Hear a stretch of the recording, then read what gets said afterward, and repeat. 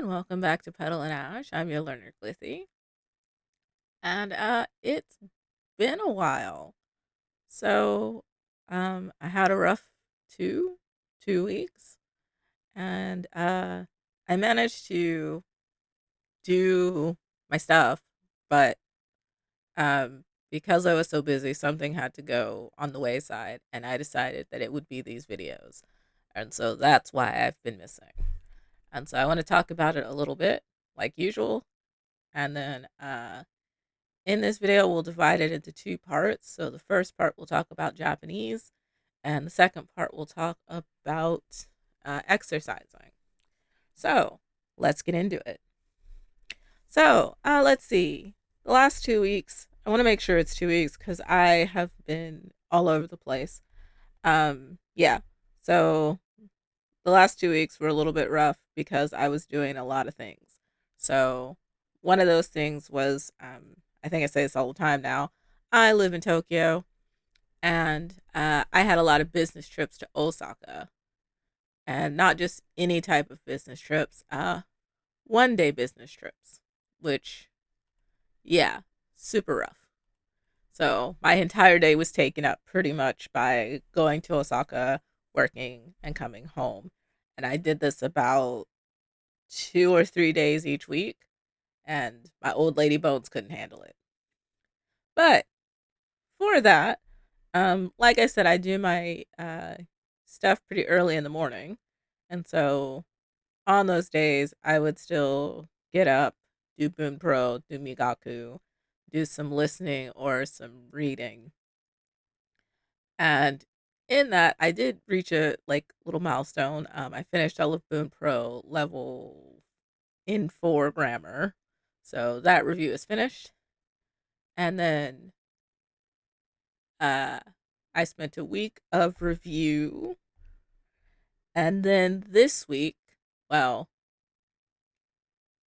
when today, because I didn't want to start early because I wasn't thinking about it, I started adding in 3 grammar. So there's like the big milestone for that month is I finished in 4 grammar. Uh, Another thing I did that I feel pretty proud of was I did level up my listening. So what I did was I started to isolate maybe 4 or 5 minutes and try to really make sure I understood those. Um, it is mechanically annoying. So like I have to like hit pause and back a lot, and kind of take a note so I can keep track of like the time since I wasn't making clips. So that was a little bit annoying. But overall it worked out pretty well. I think in the future, I use podcasts for this. So I'm thinking about maybe looking at audio only to try this. I was using Bite Size Japanese, which has subtitles included, so it's a little bit easier on me to do. But I didn't want to be honest, with all the travel, I didn't want to do anything too extra because I felt like that was going to be a thing.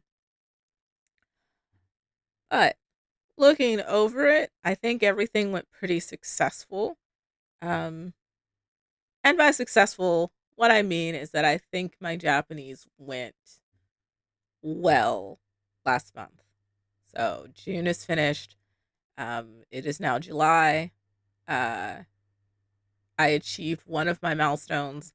I did not achieve the other, which was to try to read a paragraph of Read Real Japanese by myself without looking anything up.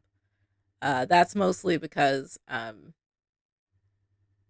those are level in 3, and I need to maybe focus a little bit more on my vocabulary. My vocabulary is, I think my vocabulary is kind of big, but it's mostly N5, N4 words if you want to like uh, set it in a realm. But I think I need to learn more. Uh, in America, we say like $5 words or quarter words. I think I need to learn more big words, basically. Uh, And that could be a thing, that could not be a thing. I don't really know. But those are like the main things there. Uh, Looking over my Japanese, I do want to talk about the things I'm changing for this month. And so for this month, I want to uh, one, grow my vocabulary um, again, and also add in these in three grammar terms. For growing my vocabulary, that's just going to be migaku. I'm going to mostly focus on reading and maybe either read real Japanese or I might check out some short stories. As for maybe some listening content, I'll probably mine uh, bite sized Japanese or learn Japanese with Noriko. That's another podcast that I really do like. Uh,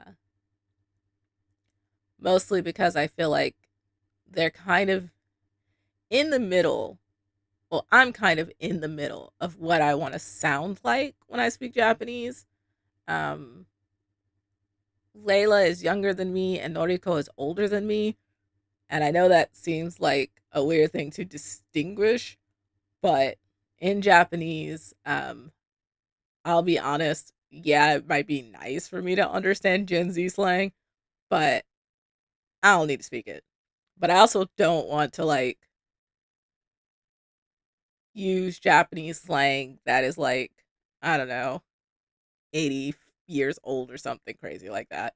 I know that sounds weird, but you can probably look up right now a video of like Japanese people talking about Japanese learners sounding like old men or something, which like sometimes you get forgiven as being cute, and sometimes it's like, why do you talk like this? And so I'm trying to move away from kind of textbook to trying to choose uh people that I kind of want to sound like. So that's why I'm also kind of listening to women a little bit more than men. I do still listen to male podcasts. So like Nihongo Kantepe or Kensan o Kaeri. Uh then there are like many more. Um should probably get back into Miku Real Japanese now that I think about it. Or Sayuri speaking. Sayuri speaking, yeah, I'm pretty sure that's what it's called. One great thing about Japanese is there's so much content. So I don't have to really worry about like finding something that I want to use, which is good. But that's my little aside there. The other thing I want to do this month is really like I guess kind of streamline my morning study. I had it set up for a space of 2 hours, and to be honest, I don't study for 2 hours in the morning anymore. I study for about an hour and a half, and then I study some more later in the day. And so what I want to do is kind of forgive me, remove the gaps where I'm just kind of in the morning wasting time doing nothing or uh yeah, just kind of doing nothing for lack of a better term, and kind of focusing more on a more condensed burst of Japanese, and then later on another like condensed burst of Japanese, if that makes sense. Uh, and I mean that second burst, of course, is optional because it's just going to be extra listening or reading. But I'm about to get into my busy season, I think, or at least get more like morning work, and so while I do have like lots of time in the morning, because I get up at 5 a.m., I do want to make sure that, what's a good thing to say? That my morning goes smoothly so that when I go into work, I don't feel like I've left something on the table that I've forgotten to do. So that's kind of Japanese. And so the second half, which shouldn't take long, is going to go into exercise. So, um, the other part of my morning routine is that I do exercise in the morning. Uh, I also, your mileage may vary, and I'm not going to say the app. I downloaded one of those apps that takes pictures of your body and then tries to tell you like your body fat percentage and other measurements. I don't know how accurate it is. I just wanted to collect some data. And so I do that on Friday mornings. But Monday, Wednesday, Friday, I before Japanese, I do strength training and Japanese interval walking. And um originally I was doing 30 minutes of each, and then I realized I had to expand a little bit. So I put my exercise time to about an hour and a half. You're probably realizing that like I get up because I get up at 5 a.m. I have a lot of time.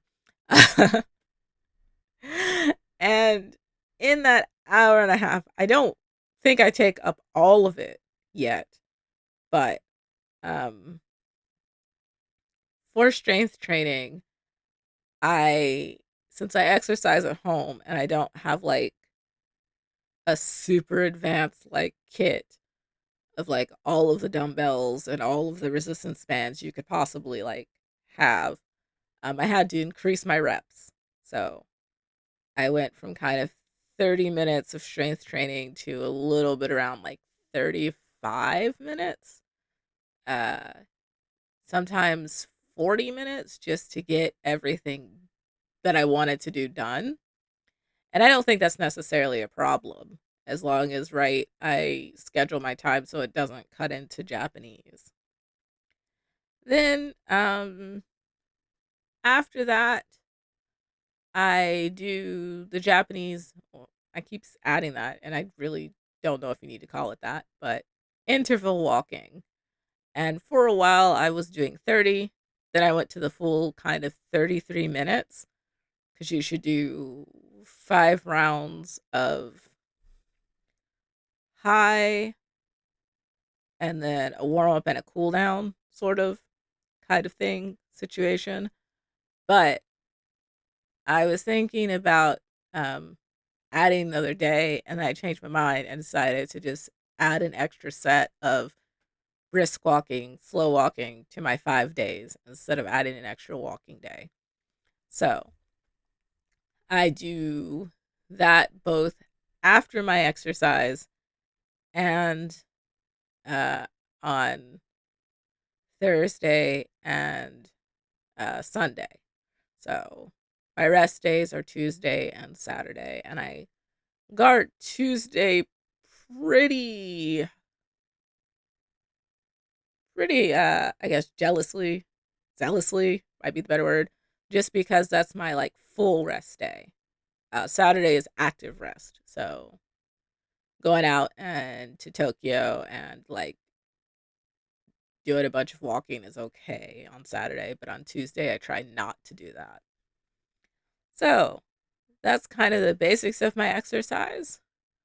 Um, One of the things that has come about because of that is last month I did lose about, or exactly, two and like some change kilos, which for taking a break and doing some other stuff, um, I feel pretty proud of. And by taking a break, I mean on like the interval walking. I think every week I manage to do all of my strength training, but sometimes on Thursday and Sunday I did not do my interval walking because I was very tired from the travel. Although to be fair, in the travel I got like quite a lot of steps in. Like a monstrous amount of steps. And so this month I don't have any travel. Yeah, this month I don't have any travel. And so I'm going to try to hit all of my metrics this month without any issue and since I lost 2 kilos and some change last month, my goal this month, or I guess I should say my hope, is that I lose 3 kilos this month. Uh, yeah, I know they're like